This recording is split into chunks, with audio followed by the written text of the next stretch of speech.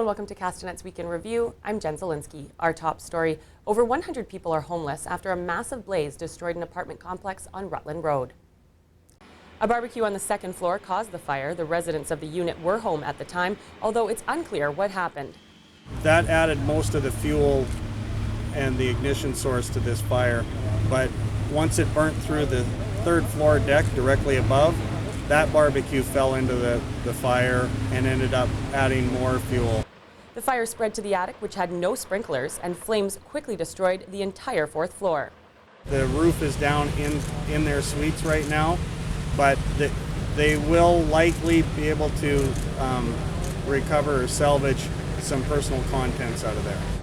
Kelowna's fire chief is now speaking out, saying there needs to be a change to the building code, making sprinklers mandatory throughout four-story buildings, including on balconies and roof assembly.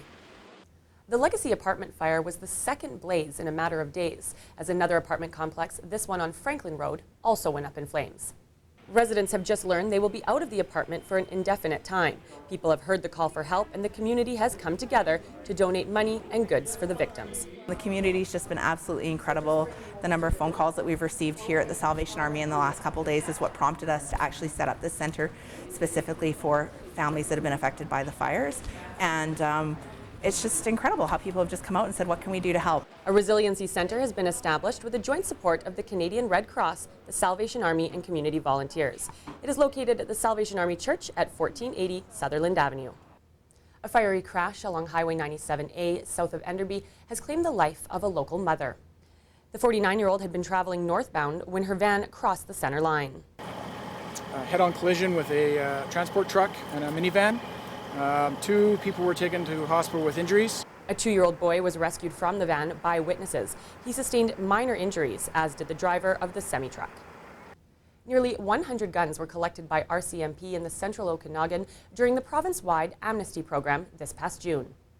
57 guns were turned into the Kelowna detachment and another 33 in West Kelowna, which included a submachine gun and a musket. And this is something where people are coming across these firearms. They're deciding they don't want to use them. They have no reason to pass them on to anyone else or to sell them. They just want them disposed of, and so they call us and we pick them up. The gun haul also included 80 weapons in Vernon and 32 in Penticton. Tractors rolled through Penticton and up to MLA Dan Ashton's office this Thursday.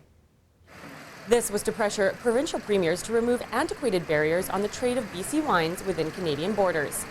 To reciprocate the amendments that the federal government had made through Bill C-311 and have the same ability for Canadians to enjoy Canadian wine in other provinces besides BC and Manitoba, which are the only two provinces which to date have made any amendments provincially.